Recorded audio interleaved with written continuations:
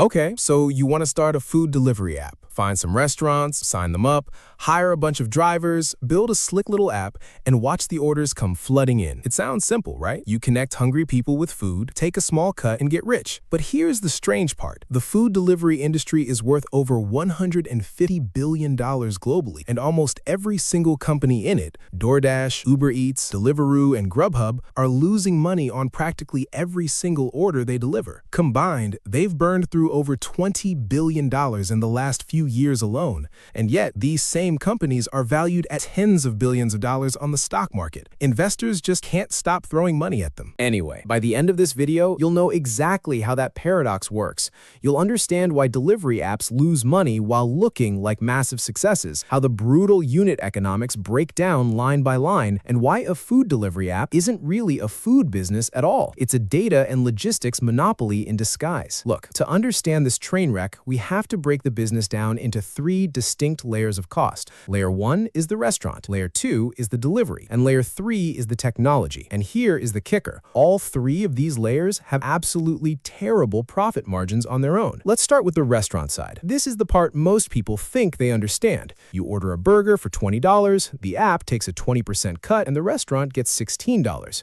But that's not even close to the full story. When you order that $20 burger through an app, the restaurant actually only sees about $14 of it. Why? Because the platform takes a commission, usually between 15 to 30%. But on top of that, they charge the restaurant a delivery service fee, a marketing fee, and a payment processing fee. By the time all those deductions hit, the restaurant is lucky to see 70% of the menu price. Now, for a restaurant owner, their actual profit margin on that burger is already only about 5 to 10%. That means they make maybe $2 in profit on a $20 dine-in order. But after paying the app commission, they are basically breaking even or actively losing money on your order. They are paying you, the customer, to eat their food. So why do they stay on the platform? Simple. They stay for the volume. They hope that if you enjoy the food, you'll order directly from them next time. But the data shows that almost never happens. Once you are locked into an app ecosystem, you rarely pick up the phone to call the restaurant directly. So the restaurant is struggling. But surely the delivery side is where the money is, right? Wrong. Let's do the math on the delivery side. You pay about $6 for delivery, plus maybe a tip. But look, the true cost to get that burger from the restaurant kitchen to your front door is about $8 to $10. Let's break that down. The driver gets paid roughly $2 to $4 per order. Plus, they keep the tip. But the company also has to pay for commercial auto insurance, background checks for the drivers, payment processing fees, and a massive customer support team to handle refunds when the food arrives cold or wrong. That $6 delivery fee you paid doesn't even cover half the actual operational costs. The app is literally subsidizing your delivery. That's why they charge you service fees and small order fees. They are desperately trying to close the gap. But even with all those extra fees tacked on, the delivery arm of these companies is still a money pit. They lose money every time a car pulls out of a parking lot. Then we have the third layer, the technology. Building an app that handles millions of simultaneous orders, routing drivers in real time, predicting traffic patterns, and processing payments across the globe is insanely expensive.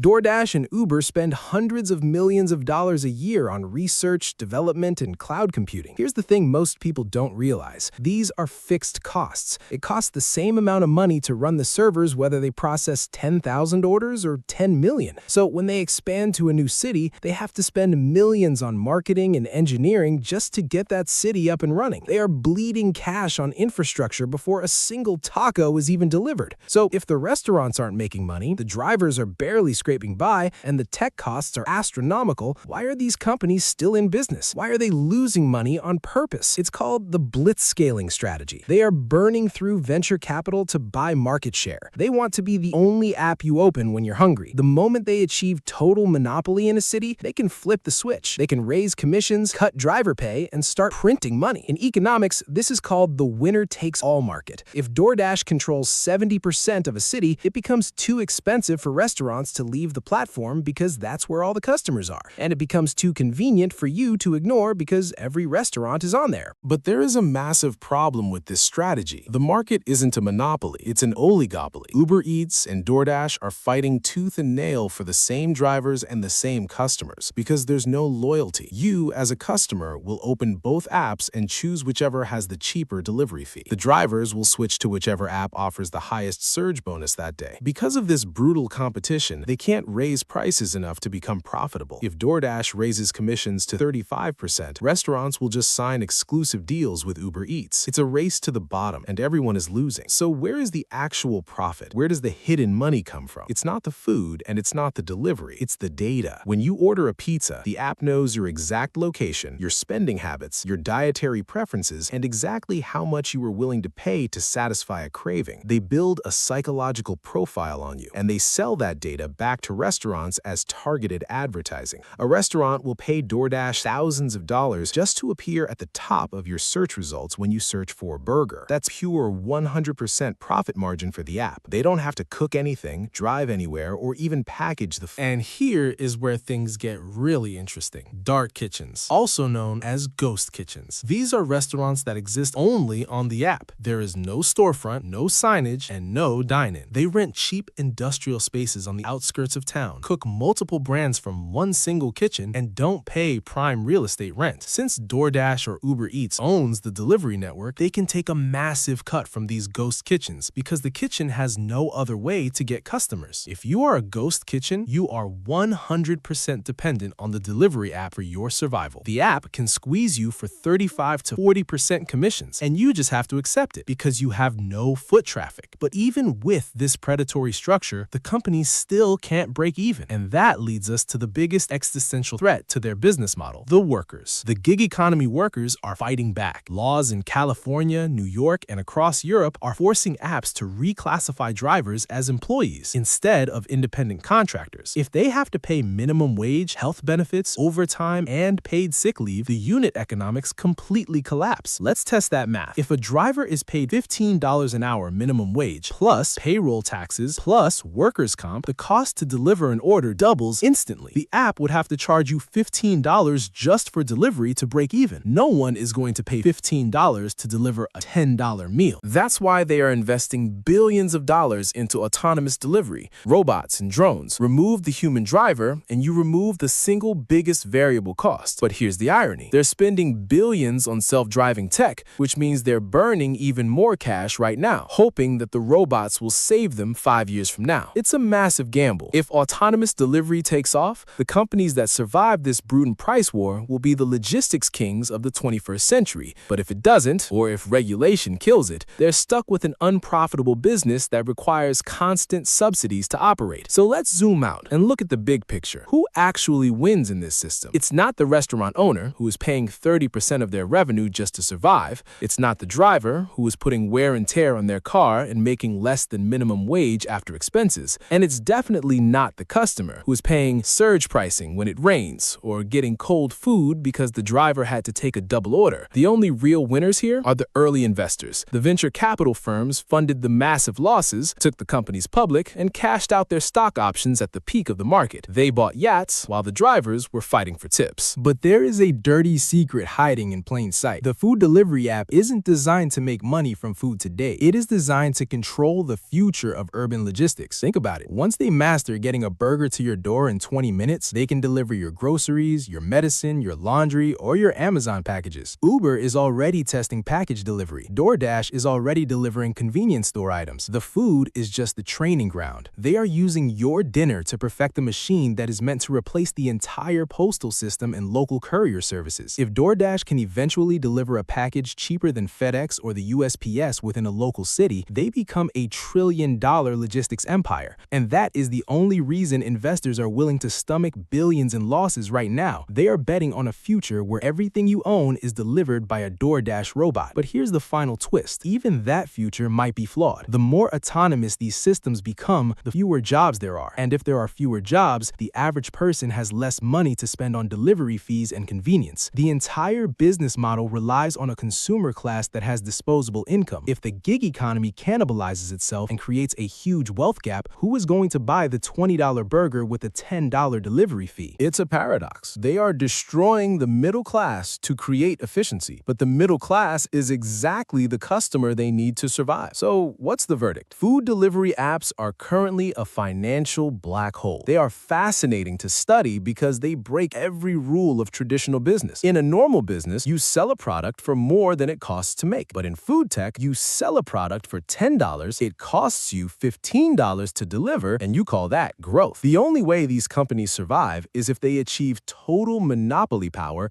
and drastically cut the quality of service, meaning higher fees for you, less pay for drivers, and lower margins for restaurants. And that right there is the ugly economics of convenience. You aren't just paying for the food, you are paying for a massive global high-tech experiment where billionaires are gambling billions of dollars to see if they can eliminate the human labor from your daily routine. For now, they're losing money to make you lazy, but if they win, they will own the roads, the skies, and your wallet. And the scary part? They probably won't stop at delivering your lunch. Look, whether you love them or hate them, food delivery apps are one of the best examples of modern capitalism on display. They are a brilliant, flawed, terrifying, and spectacularly expensive way to move a cheeseburger across town. And honestly, it's hard to look away. So, the next time you order takeout and wonder why it costs so much, just remember, you aren't just paying for the food. You are funding a multi-billion-dollar war for the future of logistics, and right now, nobody is winning. Thanks for listening.